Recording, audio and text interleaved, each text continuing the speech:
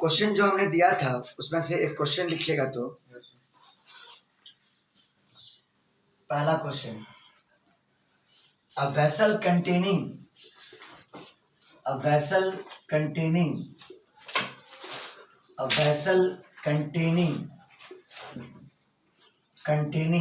First ही question लगा, एक डाउट हो रहा होगा। Containing one mole of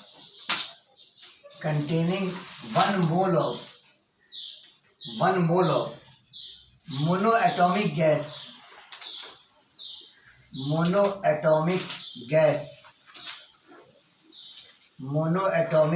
gas जिसका molar mass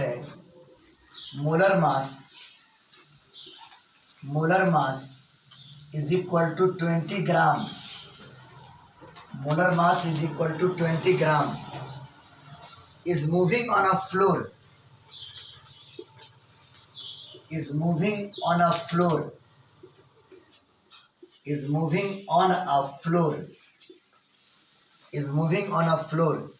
with a speed of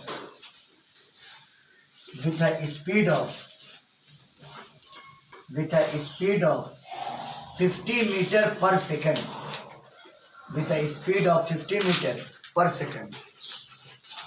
The vessel is stopped suddenly.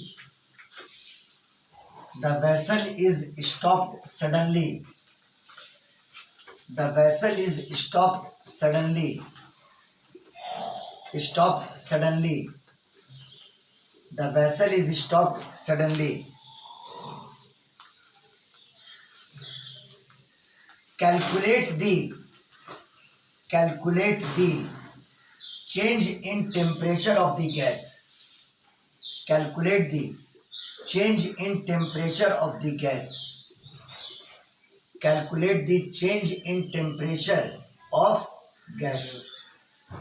ये क्वेश्चन था। ये क्वेश्चन बहुत बार रिपीट किया हुआ है, मेंस में भी और नेट में भी। ये वाला क्वेश्चन जो एससीबी का हमने दिया था।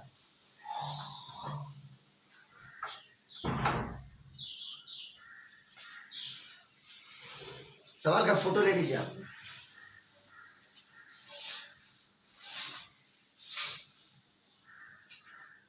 देखिए क्वेश्चन क्या कह रहा है।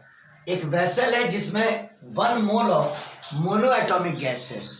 एक वेसल है जिसमें 1 मोल है, किसका? मोनोएटॉमिक गैस का। और वो वेसल मूव कर रहा है किसी फ्लोर पर with a velocity of 50 metre per second. समझ गए? तो कहता है बताइए कि वेसल अगर अचानक रुक जाए तो गैस के टेम्परेचर में कितना इंक्रीमेंट होगा, यानी गैस का टेम्परेचर कितना चेंज करेगा। अगर बर्तन अचानक रुक जाए, बर्तन पहले मूव कर रहा है 50 मीटर पर सेकंड की वेलोसिटी से, और कहता है वेसल अगर सडनली स्टॉप कर जाए तो गैस के टेम्परेचर में कितना चेंज होगा। समझ में आई बात? देखो ये गैस का मोलर मास है, लेकिन आपको ये नहीं पता है कि बर्तन में जो गैस है उसका कितना मास है ना। मोलर मास एक अलग चीज है, और बर्तन में कितना गैस का मास है ये आपको नहीं पता है। तो केमिस्ट्री के कॉन्सेप्ट से number of mole is equal to given mass by molar mass. बहुत अच्छा। गिवन मास यानी स्मॉल m बटा molar mass capital M। Molar mass capital M, ठीक है। नंबर ऑफ मोल कितना है? 1 बराबर गिवन मास स्मॉल m बटा मोलर मास कैपिटल M को, इसको कहा मोलर मास कैपिटल M को। तो अब बताओ कि गिवन मास का वैल्यू कितना हो गया? कैपिटल M, यानी मोलर मास। अब मोलर मास का वैल्यू है 20 ग्राम, तो 20 ग्राम है, इसको किलोग्राम बना दो, तो 20 into 10 to the power -3 kilogram. हाँ, तो ये गैस का मास हो गया। अब गैस बर्तन में है, अब बर्तन मूव कर रहा है 50 मीटर पर सेकंड की वेलोसिटी से।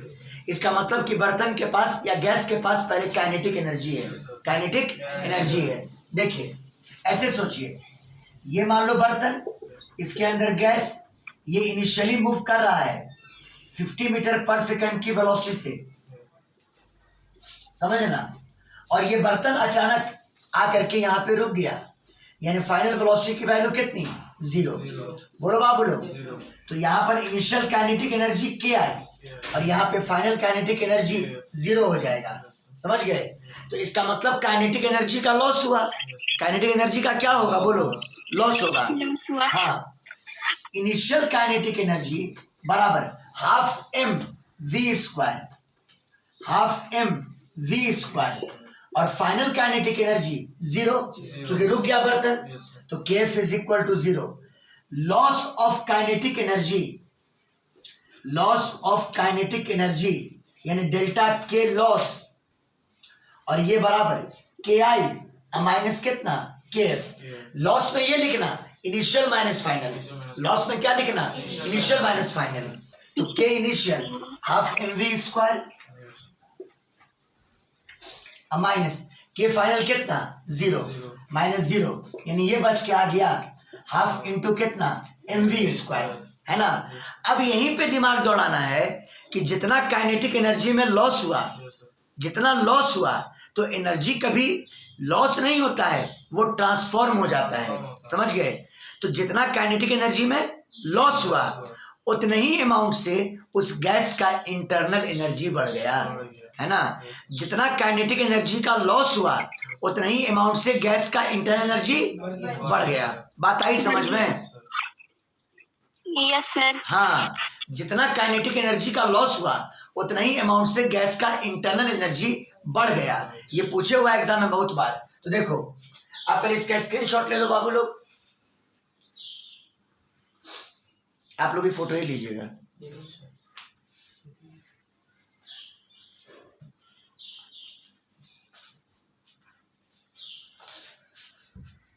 हो गया? देखो, यस सर। हाँ देखो,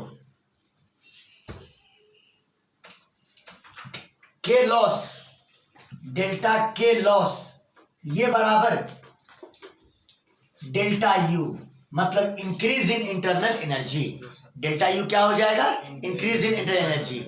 जितना काइनेटिक एनर्जी का लॉस हुआ उतना ही अमाउंट से इंटरनल एनर्जी क्या हो गया, बढ़ गया। हाँ, ये डेल्टा यू कहलाएगा यहाँ पर इंक्रीज इन इंटरनल एनर्जी। अब क्वेश्चन आपके हैंड में है, इंक्रीज इन इंटरनल एनर्जी, है ना। और डेल्टा के लॉस का वैल्यू कितना, हाफ एम वी स्क्वायर, और वी याद रखना 50 मीटर पर सेकंड था, और m 20 into 10 to the power -3 kg था। समझ में आया बात? तो डेल्टा उलट के लिख लो कि डेल्टा यू और ये बराबर कितना, डेल्टा के यानी लॉस। बोलो क्लियर है? अब बताओ, डेल्टा यू आइडियल गैस के लिए किसी भी कंडीशन में मैंने क्या पढ़ाया है, एनसीवी डेल्टा टी। क्या पढ़ाया है, एनसीवी डेल्टा टी।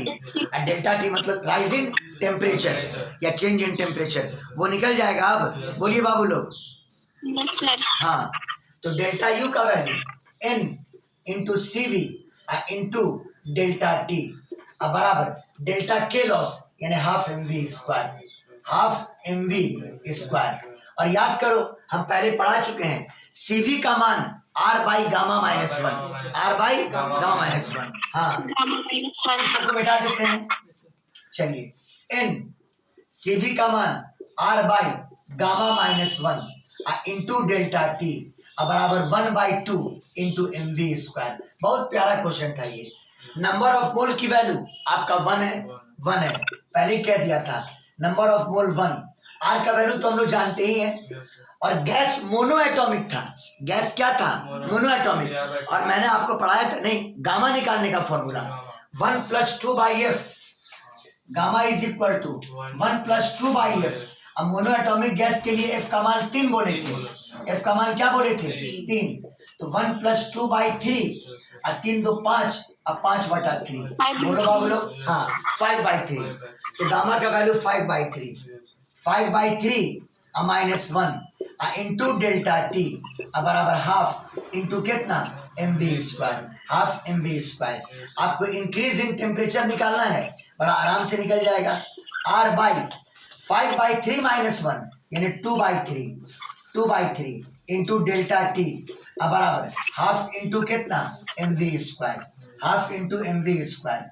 यहां से क्या करो, 3 ऊपर चला जाएगा, 3r/2 इंटू डेल्टा टी बराबर हाफ इंटू कितना mv², और यहां से वैल्यू किसका निकाल लो, डेल्टा टी का।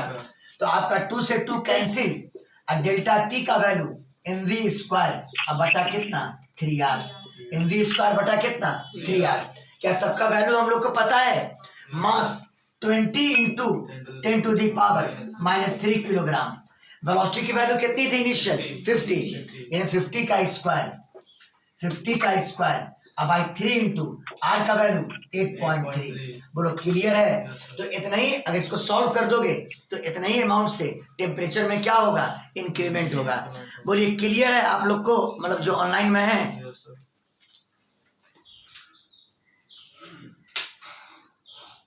क्लियर हुआ? बोलिए।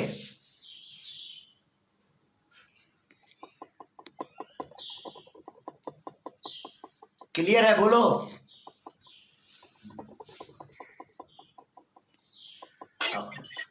स्क्रीनशॉट ले लीजिए।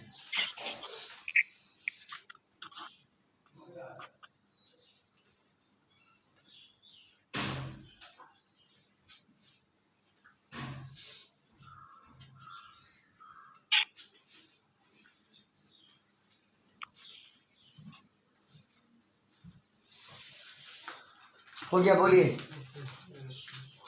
Yes sir. जो इंपॉर्टेंट क्वेश्चन है वो हम करा दे रहे हैं अभी हम।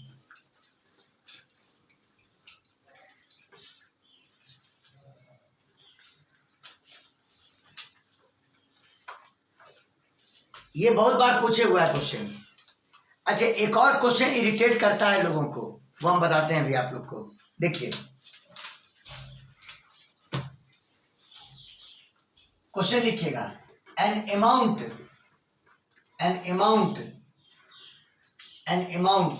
Q of heat, an amount Q of heat is added to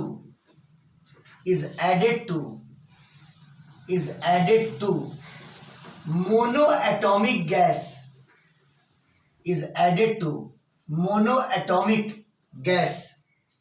monoatomic ideal gas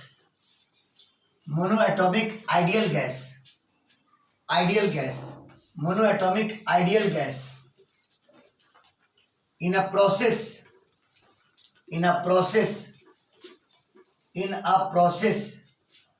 in which gas performs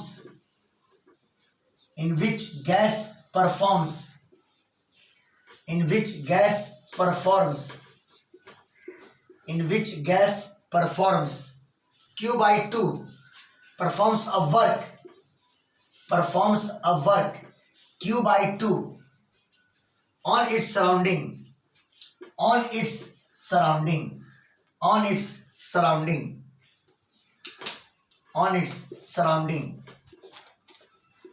ठीक है, on its surrounding। Calculate molar heat capacity for the process। बहुत अच्छा।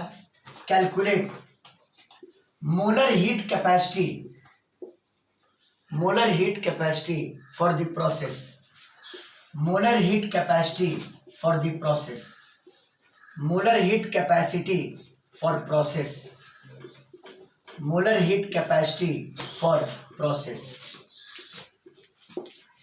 एक बात जानते हो क्वेश्चन क्रिटिकल क्यों कर दिया? अगर molar heat capacity at constant pressure बोलता है या एट कांस्टेंट वॉल्यूम बोलता है, सीपी और सीवी, आपने दो चीज पढ़ा, सीपी और CV. Molar heat capacity at constant pressure, molar heat capacity at constant volume, ये निकल जाता क्योंकि गैस मोनोएटॉमिक है। गैस क्या है? मोनोएटॉमिक है। और हम बता चुके हैं कि सीपी और सीवी गामा के टर्म में क्या होता है? अरे सीवी बराबर होता है R by gamma minus one, और सीपी बराबर होता है gamma CV, gamma R by कितना गामा माइनस वन। तो आपको दोनों निकल जाता है। गैस मोनोएटॉमिक है, मोनोएटॉमिक का गामा पुट कर देते। बोलो बाबू, बोलो। Yes sir. लेकिन प्रॉब्लम कहां पर क्रिएट किया?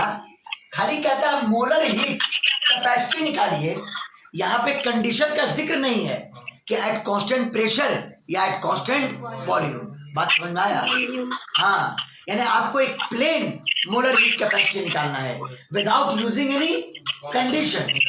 अब कंडीशन नहीं यूज करना है, आपको सीपी और सीवी नहीं निकालना है, डायरेक्टली आपको मोलर हीट कैपेसिटी निकालना है without using the condition of constant pressure और कांस्टेंट वॉल्यूम। बोलो मेरी बात समझ में आ रही है कि नहीं आ रही है? बोलिए। Yes sir. हाँ, तो ये बताओ कि मोलर हीट कैपेसिटी का डिफिनेशन होता क्या था? C बराबर heat supply to the gas by, नहीं, मोलर में number of mole into change in temperature, यही ना होता था बाबू? मोलर हीट कैपेसिटी बराबर delta Q by N into delta T. ये टर्म होता था हीट कैपेसिटी, और हीट कैपेसिटी बटा नंबर ऑफ मोल, इसको बोलते थे मोलर हीट कैपेसिटी। याद है ना? बोलिए। हाँ, यस और सर। बस ये फॉर्मूला यूज करके आपको कैसे भी पहुंच जाना है और मोलर हीट कैपेसिटी निकाल देना है। ध्यान रहे, यहाँ पे सीपी से भी नहीं निकलेगा, यहाँ डायरेक्टली क्या निकलेगा? मोलर हीट कैपेसिटी निकलेगा। समझ में आई बात? यहाँ डायरेक्टली मोलर हीट कैपेसिटी निकालना है। अब गैस को कितना हीट दिया गया? क्यू। गैस को आपने हीट दिया क्यू, यानी गिवन डेल्टा क्यू, ये आपका क्यू के बराबर है ना? गैस ने वर्क कितना किया? Q by to. गैस ने कितना वर्क किया? Q by to. वर्क बराबर क्यू बाई टू, है ना? ये बताओ, अगर फर्स्ट लॉ ऑफ थर्मोडायनेमिक्स का यूज करें तो क्या चेंज इन इंटरनल एनर्जी निकल जाएगा? बोलिए बाबू लोग। सर। हाँ, we know delta Q is equal to delta U plus कितना? W. First law of thermodynamics, first law of thermodynamics.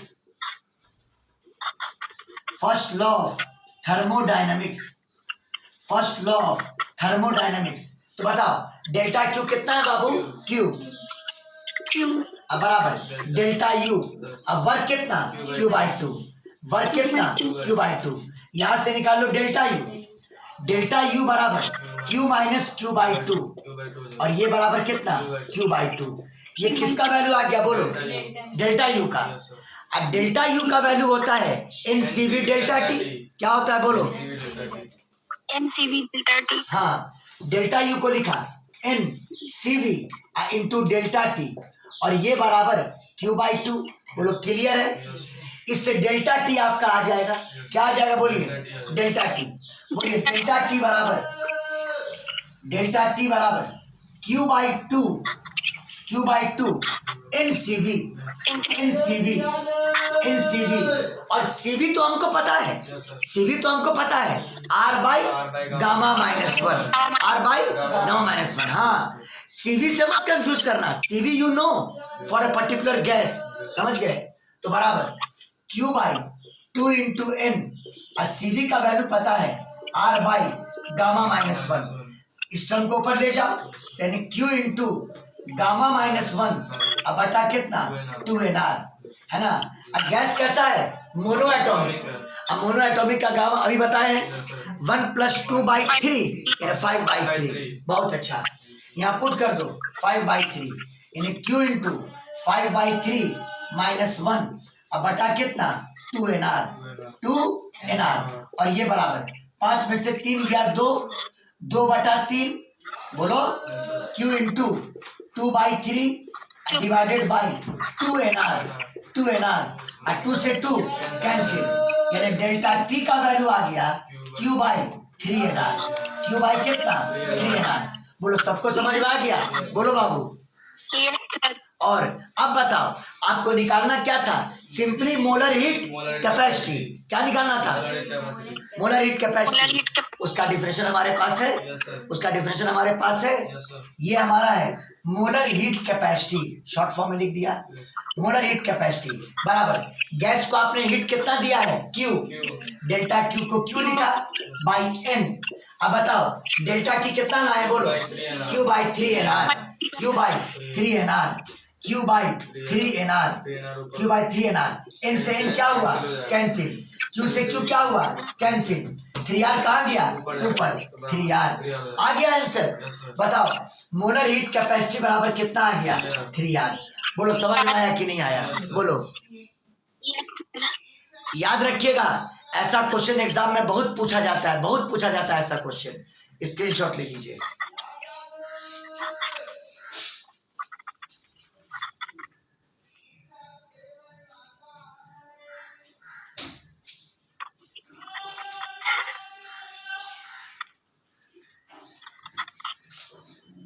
हम इसीलिए एक राउंड एससी वर्मा का प्रैक्टिस करवा दिए कि जेई मेंस का क्वेश्चन और एडवांस का आराम से फिर बन सकता है क्वेश्चन इजी वे में।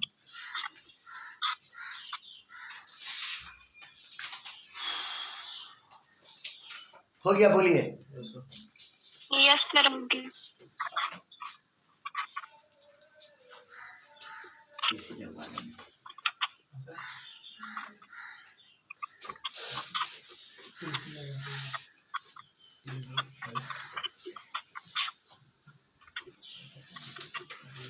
एक क्वेश्चन इसी तरह का और है, ये बहुत ही इंपॉर्टेंट क्वेश्चन है, इसको मतलब कि 2-3 बार प्रैक्टिस कर लीजिएगा। लिखिएगा question, an ideal gas, an ideal gas, an ideal gas is taken, an ideal gas is taken through a process, through a process, through a process, through a process such that P बराबर kV, P बराबर kV, P मतलब pressure, V मतलब volume. यहाँ पे P pressure है और V volume है, K constant है, K क्या है, कांस्टेंट है। समझ गए, बोलो बा बोलो। P प्रेशर है और V वॉल्यूम है और K क्या है, कांस्टेंट है। यहाँ प्रूफ ये करना है कि show that molar heat capacity of the gas, molar heat capacity of the gas, यहां पर भी कोई कंडीशन नहीं कि Cp या Cv, डायरेक्ट C, डायरेक्ट क्या C, यानी molar heat capacity, molar heat capacity of the gas, molar heat capacity of the gas, molar heat capacity of the gas is, proof करना है C बराबर Cv plus R/2। देखना question bank में ऐसा question जरूर मिलेगा SCB की book का, C बराबर Cv प्लस R/2 है ना।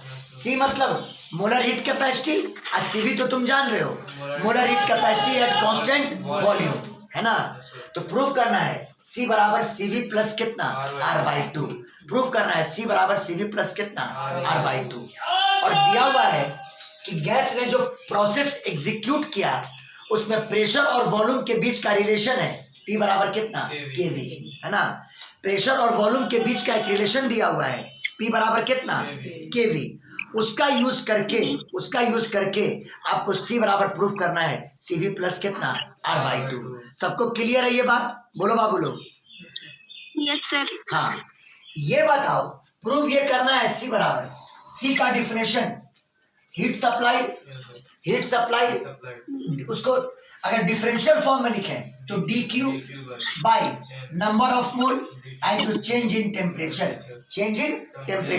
किसी को कोई दिक्कत बोलिए, No. नहीं। C बराबर dq बाई n dt लिख दिया, लिखा, बोलिए अगर कोई प्रॉब्लम है तो बोलिए। Yes, sir. हाँ, No, sir. यहाँ बिना किसी कंडीशन के C बराबर dq बाई कितना, n dt। और first law of thermodynamics, heat बराबर change in internal energy plus work, तो हाँ तो डिफरेंशियल फॉर्म में ही ब्रेक करो, dq बराबर du प्लस dw, dq बराबर du प्लस dw।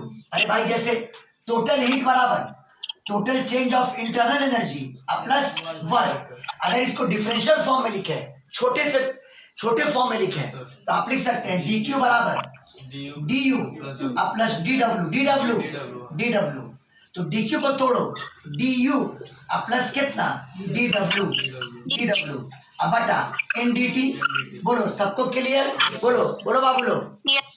और ये बताओ किसी भी कंडीशन के लिए डी यू का एक ही मान होता है N C V D T, तो यहाँ डी टी ना हो जाएगा, स्मॉल अमाउंट में ले रहे हैं तो N C V D T, N C V D T. हाँ डी यू का value N C V into कितना डी टी। और एक और खुशखबरी, small work PDV, gaseous system में स्मॉल वर्क कितना बोलो, पीडीवी,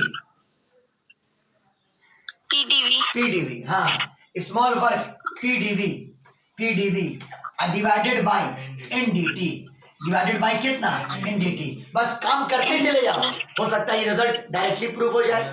तो ये बराबर एन से एन कट गया, डीटी से डीटी कैंसिल हो गया, रिलैक्स, सीवी तो आ गया, क्या आ गया, सीवी तो आ गया। बोलिए बाबू लोग।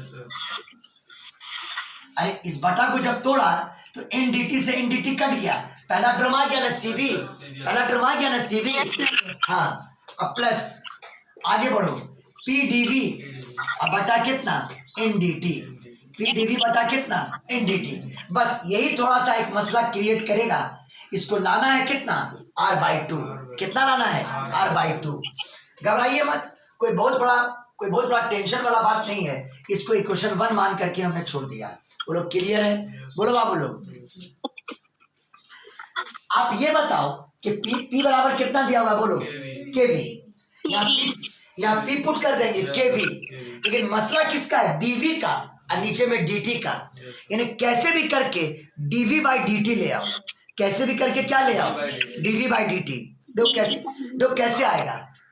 आप आइडियल गैस इक्वेशन जानते हैं, पीवी बराबर कितना एनआरटी, बोलो पीवी बराबर एनआरटी, पी का वैल्यू बोलो केवी, यहाँ पुट किया, पी के जगह पर KV, V into V, KV square, और ये बराबर एनआर इंटू कितना टी, और यहाँ से वी स्क्वायर निकाल दो, तो वी स्क्वायर बराबर NR by K, NR by के इंटू कितना टी।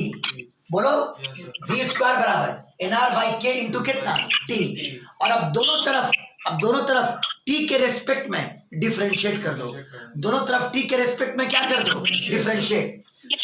हाँ differentiation of V square with respect to T अब बराबर, इधर बोलो एनआर बाई के कांस्टेंट और टी का टी के रेस्पेक्ट में 1, तो सिंपली क्या बच जाएगा NR by K, NR by K. एकदम सना एडवांस लेवल का क्वेश्चन है ये बराबर क्या बच गया एनआर बाई के। और अब इसको डिफरेंशिएट करो तो याद है कांस्टेंट पावर तो पहले बेस के रेस्पेक्ट में, तो वी स्क्वायर को पहले वी के रेस्पेक्ट में और वी को फिर टी के रेस्पेक्ट में, है ना। वी स्क्वायर को पहले वी के रेस्पेक्ट में और वी को फिर टी के रेस्पेक्ट में। यानी कल भी बताया है एप्लीकेशन ऑफ डेरिवेटिव में, DV square by DV into DV by DT into DV by DT, और ये बराबर एनआर डिवाइडेड बाई कितना के। बताओ वी स्क्वायर का डेरिवेटिव कितना होगा 2v, कितना होगा 2v, ये हो गया 2v into DV by DT, DV by DT, और ये बराबर एनआर अपॉन कितना के। बोलो क्लियर है। यहां से डीवी बाई डीटी का मान आपका आ जाएगा, देखिए कैसे, डीवी बाई डीटी और ये बराबर एनआर बाई के और 2v नीचे आया, यानी एनआर बाई 2vk, 2vk। ये वैल्यू किसका आ गया बोलो बाबू लोग, किसका आ गया डीवी बाई डी का। और अब डीवी बाई डी टी को ला करके इक्वेशन 1 में क्या करो पुट कर दोगे। हो सकता है आपका ये प्रूव हो जाए, हो सकता है ये आपका प्रूव हो जाए। आइए फ्रॉम फर्स्ट सी बराबर सीवी प्लस, हाँ पी को भी हटाओ, पी बराबर कितना बोलो, पी बराबर कितना केवी, हाँ पी बराबर केवी, अब KV by N, KV by N, और बोलो डीवी बाई डी टी कितना आया बोलो एनआर बाई 2 केवी, हाँ NR by 2 KV, NR by कितना 2 केवी। और अब बोलिए केवी और केवी कैंसिल, एन से एन कैंसिल, बोलो सी बराबर कितना आया CV plus R by 2, CV plus कितना R/2। प्रूफ कर दिया बाबू, बोलिए। Yes sir. हाँ, ये क्वेश्चन आपने प्रूफ कर दिया। C बराबर CV प्लस R/2। इस तरह से कुछ क्वेश्चन का लाइनअप हमने किया जो हमने होमवर्क दिया था। अभी हो सकता है कुछ क्वेश्चन और क्रिटिकल लगे तो एक क्लास और लेंगे आपका इस न्यूमेरिकल्स में, और उसके बाद हम KTG स्टार्ट करेंगे। स्क्रीनशॉट ले लीजिए।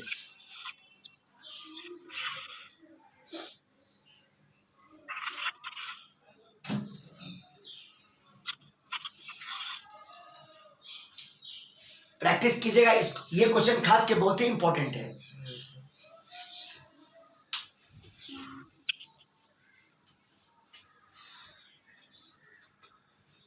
हो गया? यस